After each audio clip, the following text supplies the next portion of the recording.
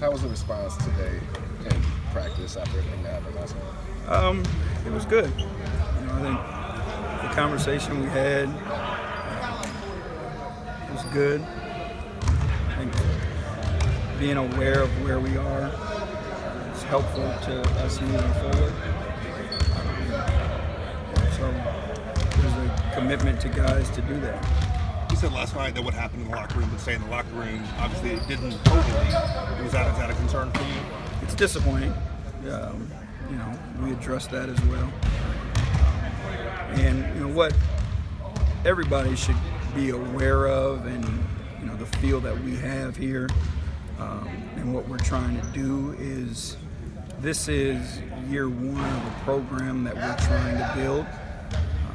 Obviously it's got core players and guys who have been here, but with the support of Robert and the front office, they've given us an opportunity to build a program, and through that discomfort comes, and there's tough times that happen, but it's not something where we feel like we're going to skip steps in building a culture and a program that can lead to sustained success, and that's our goal and that's our objective. So there are some ups and downs in that. There's some difficult times and decisions that have to be made in order for us to get to where we want to be, and right now we're going through that, but nothing will change with these guys.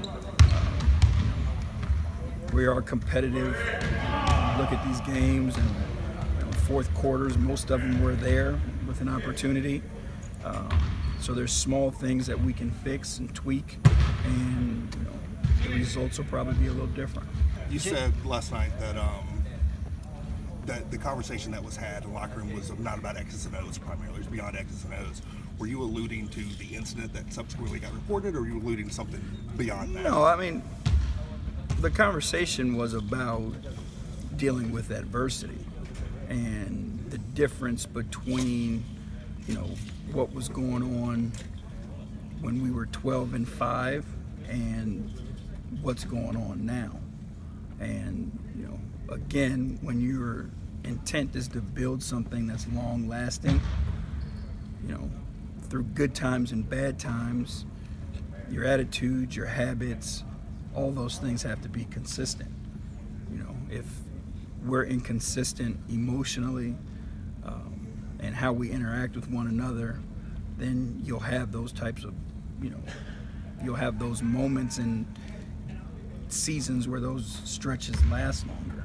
If you're consistent in your approach and attitude and emotions, you're going to have down times, but you'll get out of them quicker.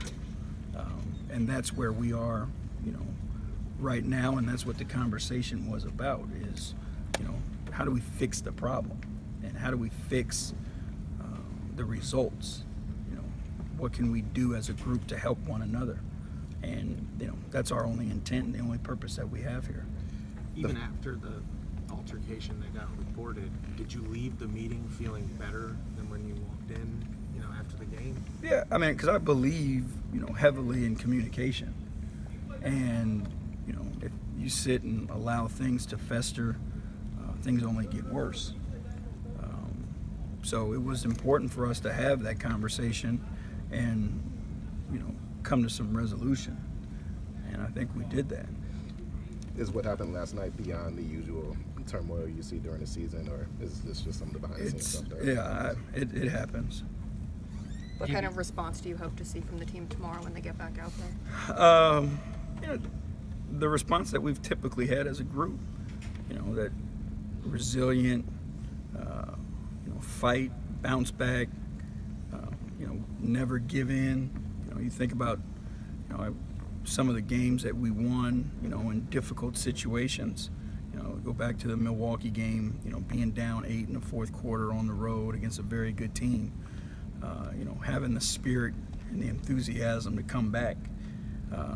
For us, it's about finding that, enthusiasm and that spirit. And it's difficult because, human nature tells you, in tough times, that you get down emotionally, and it's not easy to wake up, every single morning with that spirit that it takes, especially as losses start to pile up. And it's what we have to do. It's the challenge that we accept. But the fun part about it is, how do you motivate 15 guys to do the same thing? And each guy is dealing with his own emotion or sense of purpose, or if there's doubt, and our responsibility as coaches and teammates is to find how we get each other to where we want to be. And I talked about early in the year how fun this group was to be around, and that hasn't changed. Like, these guys are every single day, regardless of the result, the film session, the hard coaching, no matter what it is, they show up, they go to work, and other places, these situations come about where teams, get in a rut, and it's a fracture that happens, and people go their separate ways, and there's no way out. These guys haven't done that. They've consistently tried to find a way out, and that's where we are right now. And we'll get it figured out. There's not a doubt in my mind. These guys are two high-quality character basketball players, teammates, to allow this struggle to keep happening. Does part of you, Coach, part of you want to see that kind of emotion, even if it comes to blows from the teammates sometimes, just so to know that feeling and that fire is there to try to get a change? It's important to know that people care, and you don't get emotional if you don't care. So, like, whatever happens, with the right reasoning, you can appreciate it more, if that makes sense. But guys are involved. They're heavily involved. Like, we don't just go home and all this stuff is shaken off. And that's when it matters, and it's important to them. And I think that's those are the guys you want to be with. Last night, Marcus saw Ponder taking a more vocal role. Conley said something similar. Has the season at times been a challenge for them figuring out the right approach to handling certain aspects of being the de facto leaders? Yeah, I think it's again, when you're doing something different and something new, and you look at the amount of change and turnover from last year to this year, relationships take time to build. I think people kind of forgot, where we truly were because of the start that we got off to. People forgot we were new to one another. People, need to remember, until you are with somebody in a trench, facing adversity, how you respond to one another and how you help somebody else who's having one of those moments. You have to learn that, and that comes from experience. And that's what we're learning right now. Everything is always gravy when you're winning. People overlook stuff, but again, with the intent of building something where we can sustain success, you can't skip steps. And facing adversity with your teammates and with your group is part of the steps. And it's tough, it's difficult. I want people to think about the reality of who these guys are. I know a lot of times they look 7 feet and bulletproof, but they're human beings with real emotions too.